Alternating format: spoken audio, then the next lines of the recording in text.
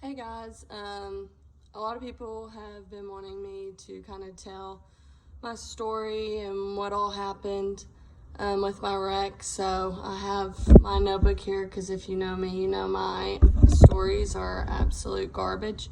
And I'm so ADD that I jump from the beginning to the end to the beginning to middle. So I have this here with notes of what all kind of happened, just so that it can try and stay in order, but we'll see how it goes. So my wreck happened April 18th. I went on a side-by-side, which is like a Ranger, or in my hometown, we called them Gators. And I was with my friend Brooke. I was driving. I kind of told a lot of people that I wasn't driving just because people just start with drama and, they talk, and so I just didn't want to deal with it. But I was driving.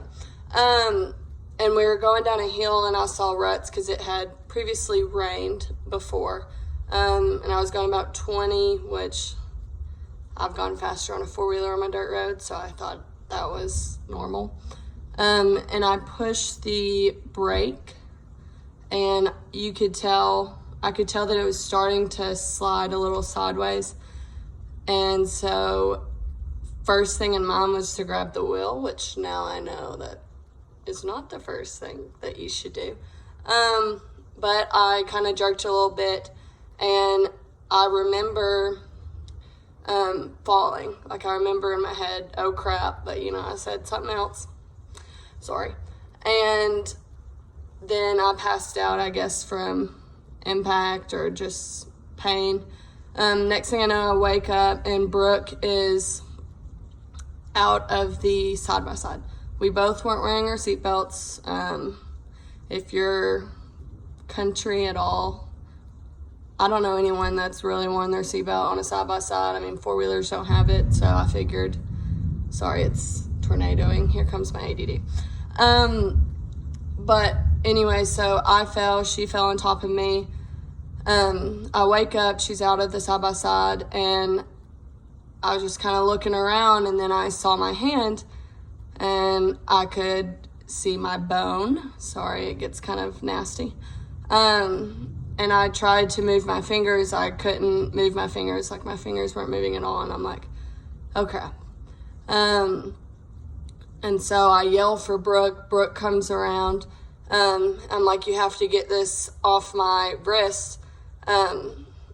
She tried to lift the first time. Didn't really work. So I told her, I was like, come to this spot, except I'm screaming. Come to this spot, lift from here. She lifts from there. I'm able to get my wrist out. I could see bone. There wasn't really much blood just because we wrecked on a dirt road, so the dirt kind of stopped the blood. But it was basically like dangling. So in my mind, I'm like, crap. First thing is, I don't want to nub. Like, it's literally what I told a million people. So she calls Brandon. Brandon and his dad rush towards us. They are probably like 15 minutes away. They got there in like 7. Brandon comes, and at this moment, I'm still stuck under the side-by-side because my leg had twisted. If you see my leg right here, this is where there was a puncture wound, and skin was shredded around it, so they kind of had to cut it, and it's healing from the inside now, so it's just, I just have to wait till it heals and pops off this big nasty scab. But so Brandon and his dad had to lift it up off my toes. Thankfully, my toes were okay. But so from there, Brandon's assessing me. I mean, homeboy learned some stuff in PT school. Let me just tell you that. He was so calm. I don't know how, because I was screaming, which I didn't even know anything happened to my knee because I'm just looking at my wrists like, oh my gosh, like my hand's basically off. And so he assessed me. He was gonna try and like pick me up from my armpits, him and his dad, and someone carry my feet, but then he couldn't really secure my arm. He wrapped it up in Brooke's shirt, and I was able to walk, which looking at my knee, I'm like, how was I able to walk? But I guess all those years of ACL and meniscus surgeries, those 5 knee surgeries really came in handy because let me tell you, I walked. Again, I didn't even know like nothing was wrong with my knee until I was able to see it in the hospital. But we called the ambulance while we're driving. I wanted to go toward Mountain Home just because it's a bigger hospital than Salem was, which Mountain Home's a little bit further, or West Plains, I guess. So we're supposed to meet the ambulance at this one gas station. They're still not there. So they call 911 again. They're like, hey, they're not here. Can we meet them closer? So there's a different gas station that we decided to meet them at, and they finally arrived, which really they could have been going fast. And in my mind, I'm in so much pain now. Shock had worn off that it felt like freaking forever. They finally get there. I'm being loaded in. At this point, I see Brandon's mom and sisters in the car. Brooke gets in with them. And really, I just get to make eye contact. I'm like apologizing to Brandon's dad the whole time because all I'm worried about is I wrecked his farm side by side. And he's like, it's okay. Like, we want you to be okay. Which his family's like the nicest people in the world. So I'm glad they're not super mad. But, so in the ambulance, they're trying to get stuff done. They're cutting off my clothes, threw away, my favorite pair of Adidas shoes, which I know is stupid, but that was like my first thought when I woke up. But they cut all my clothes off. They were doing other stuff, and then I finally just looked at the dude. I was like, can I have some medicine? Like, before, like, I'm still in pain. They haven't given me anything, and finally he did. And we go to Mountain Home from there, which is Baxter. They're really nice. They let Leslie back into the ER, which was nice to kind of have my second mom there. Apparently, I was also so high on the medicine they gave me that I called this man who is my dad's age my ER boo. I've never called anyone my boo in their life except as a joke, but I told him not to leave me because he was a respiratory therapist, and he was walking away because I wasn't going to have surgery, and I'm like, where are you going? You're my ER boo, and I am so embarrassed, so I'm sorry if you're watching this that I called you my boo. So then they said, we're not going to do your surgery here. We don't have a surgeon that is qualified to deal with something this bad because I was missing part of my bone about this big. Sorry, it's about to tornado here. Like, I don't know what's going on. And so they're like, you can have UAMS or you can have Springfield, Missouri. And I said, I want UAMS. It's closer to my parents. It's about the same distance for Brandon's. And I was hoping at the time to see my parents because my mom and dad mean everything to me. Me and my mom are basically best friends. So I just wanted to see them. So then I had to be med-flighted out with the, I don't even know what branch, but I thought that I was a member of them, which I'm not. So we're hopefully going to try and get that bill down. But that's the most expensive helicopter ride of anyone's life. I don't know why they charge that much. It is ridiculous. Anyway, so I get to UAMS that night, and I just remember going in, telling them not to give me a nub, that I wanted to keep my hand, and they tried. And then also, I knew my friend Sarah worked there, and everyone used to say that we were twins in college, so I was like, do you know Sarah? And they said, yeah, and I was like, she's my twin, and that's all I remember. And then I wake up in the hospital room, I was there 2 days shy of 3 weeks. I had amazing nurses. I wrote a list of all of them down and I probably have forgotten everything, but I had Kara, Shayna, or Shay. It's Shay. It could be Shayna. But Brooke, Helen, Joanna, and Amy, those were my main ones I had, and I had some that were there for like a day. But while they rotated, those were the ones that I had the most. Kara's one of the ones that I put on my Facebook page. I still had my hair braided for probably close to a week. Honestly, I don't even know. And I just really wanted to get like the dirt rinsed off. I'd already had like a towel bath. Those are not great.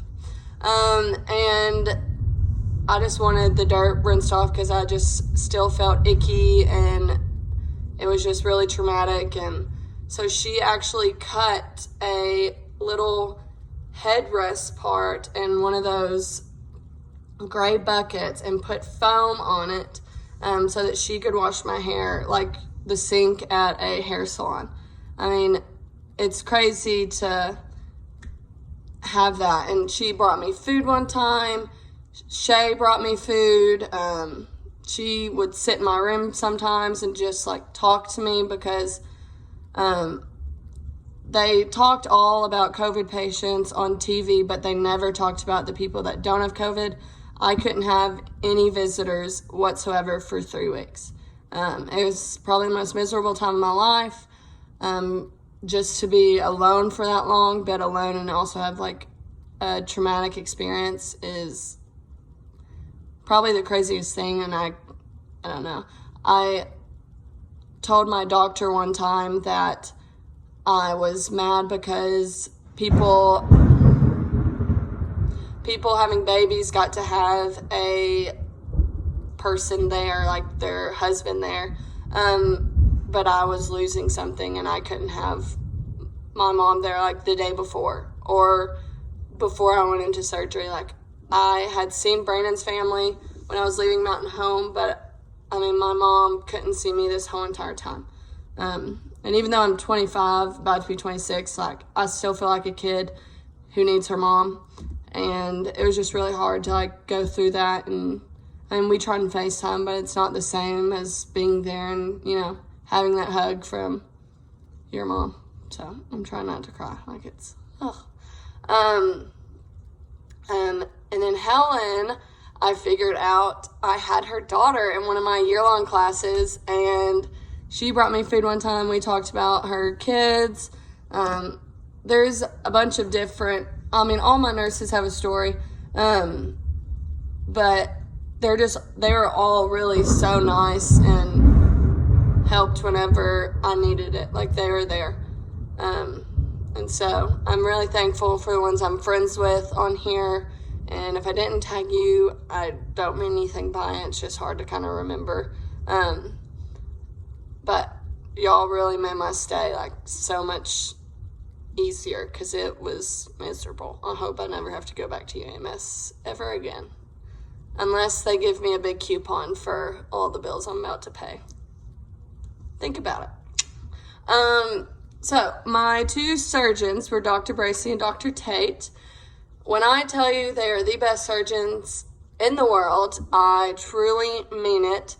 They don't make you feel as though you're beneath them. Like they hold conversations with you.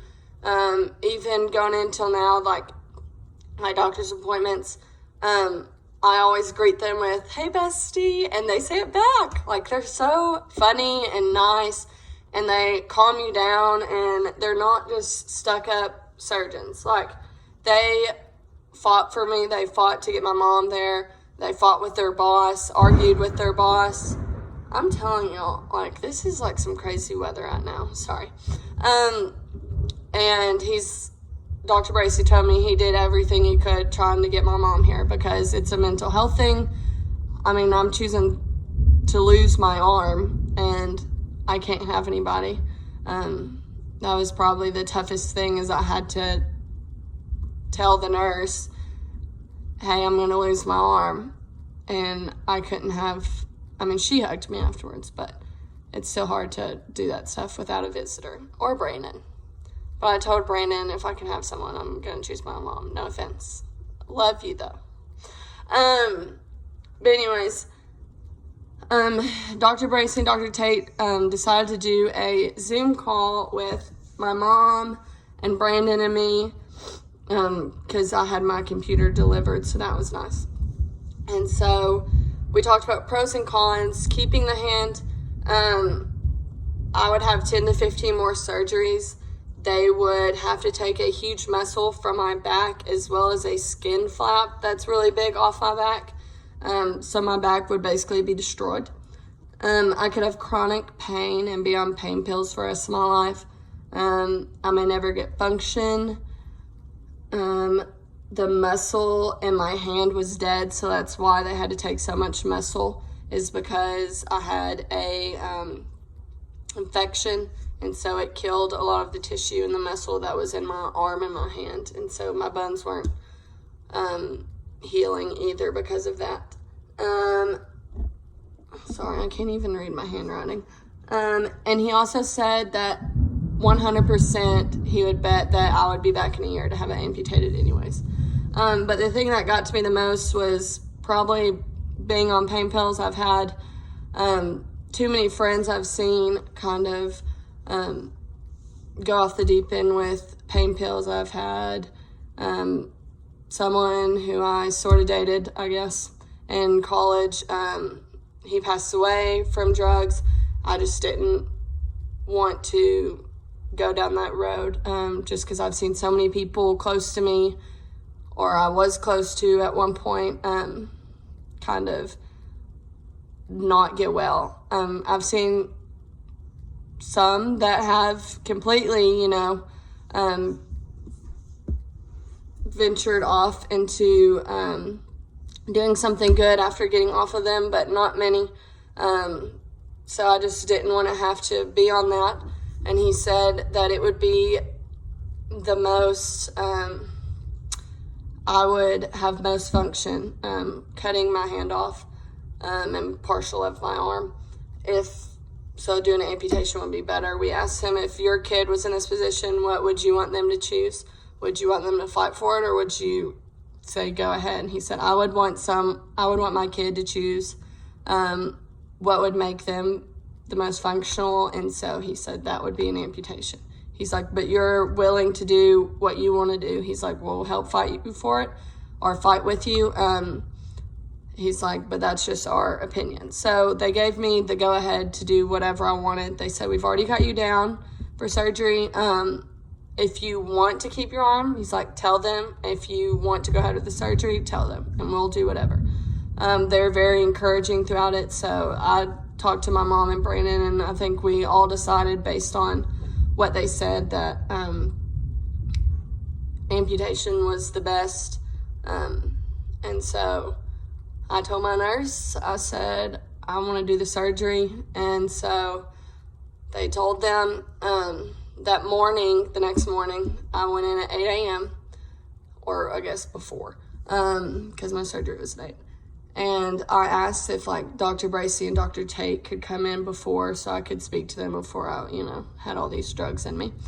And they came down willingly. So, see, they're great surgeons. And I just thanked them for just being there for me. I mean, they really did help me with my mental health. They're like, we'll get you whatever you need. Just let us know. And I just wanted to thank them and say I've never felt actually cared for by doctors. I mean, you're usually in and you're out in doctor's appointments, and surgery, you don't really see them that much. And so it was just nice that they went above and beyond. I mean, they had a Zoom call at their house, I'm guessing. I don't know. Because it was late. And I was like, y'all didn't have to do that. It's just, I just wanted them to know that I appreciated them, because I feel like not a lot of people appreciate their nurses and doctors, and being in a family of nurses, it kind of, I just wanted to tell. So I had my surgery May 5th, Cinco de Mayo, and then I was home in 2 days.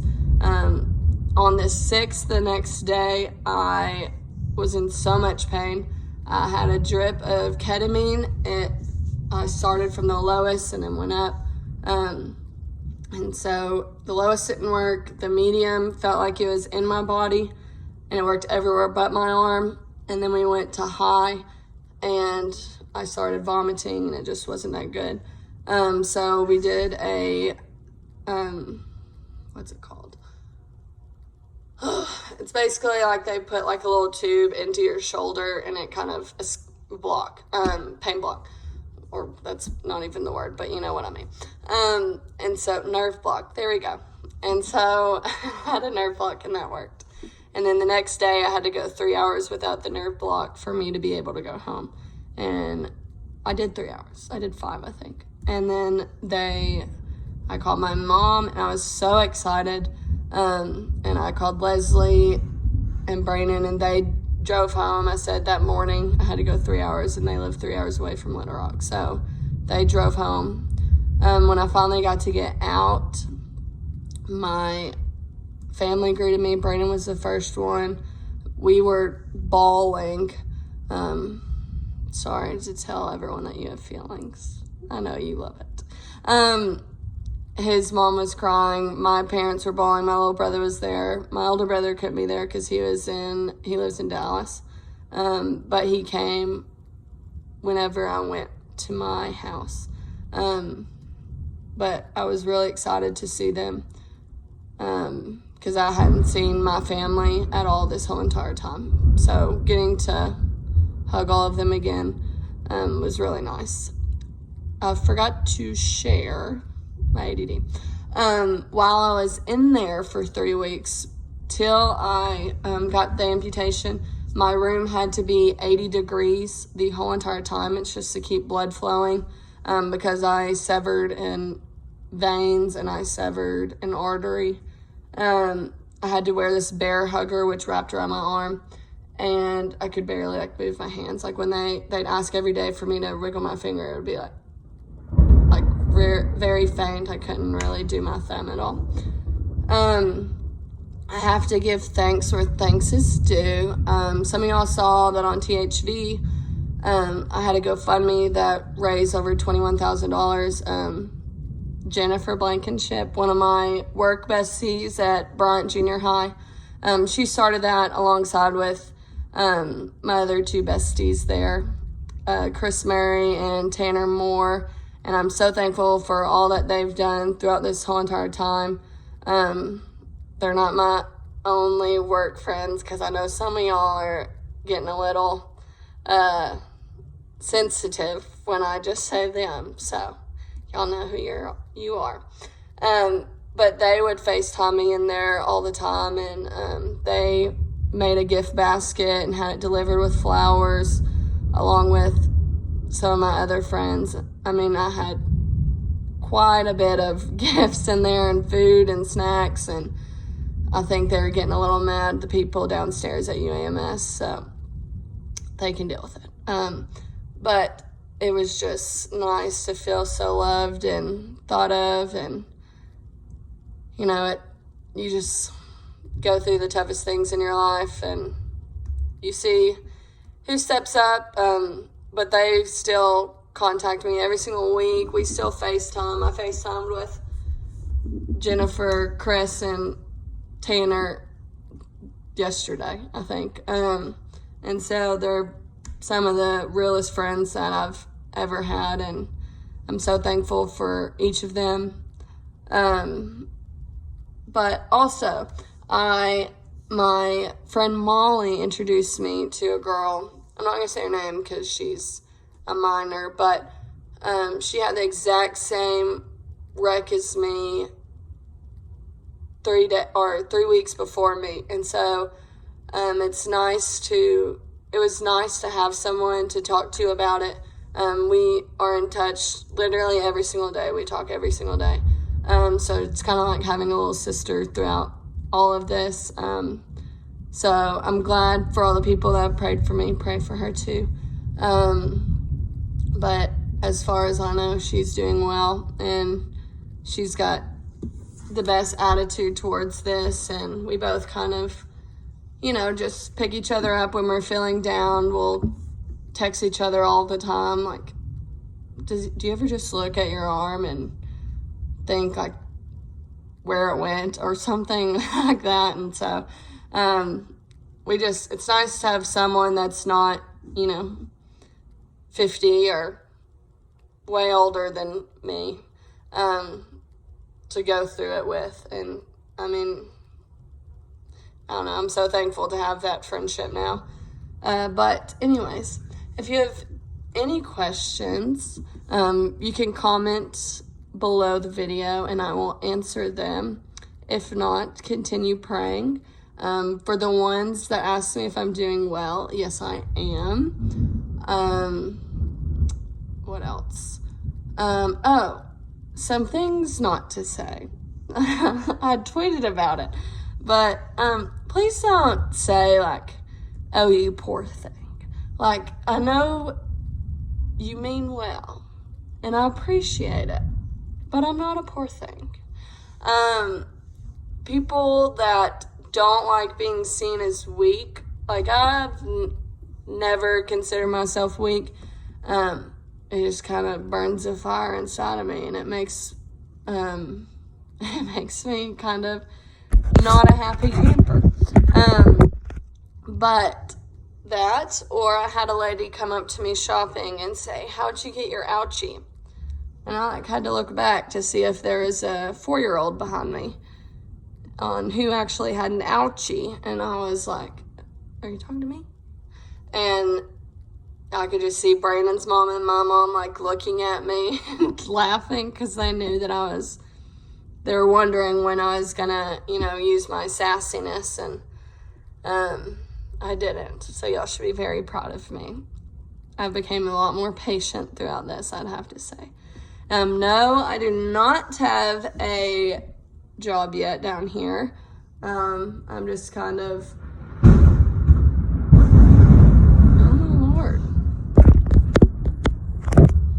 I'm just kind of enjoying my life at the moment. There's not really many fax positions opening, so I may not have a teaching job this year, but you know what? That's okay with me at the moment. With this whole COVID thing and possibly another round of this, I just think the school year is going to be all kinds of messed up, and I don't really want to deal with it unless it's, you know, the job I want. But I will find something. I'm very optimistic about that. Brandon's doing good. Y'all pray for him. He's got PT boards coming up in another month or so. Pray for him. Pray for his classmates, because all of them need all the prayers. They spent the last 7 years of their lives, plus more if you did a little victory lap in college like me. But they've studied, and so hopefully they all pass. And that's about it. Thank you for listening to my TED Talk, and hopefully I wasn't too distracted and had too much ADD while filming this. Love you guys.